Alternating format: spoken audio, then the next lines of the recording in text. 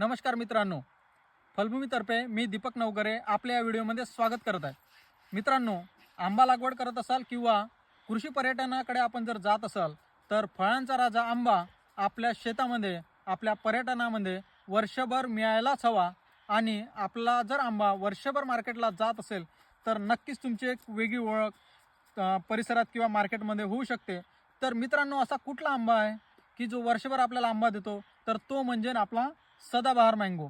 तर मित्रांनो, या आंब्याची चव आणि सुगंध अत्यंत सुंदर आणि जबरदस्त आहे, यामुळे याची मागणी सुद्धा चांगली राहणार आहे।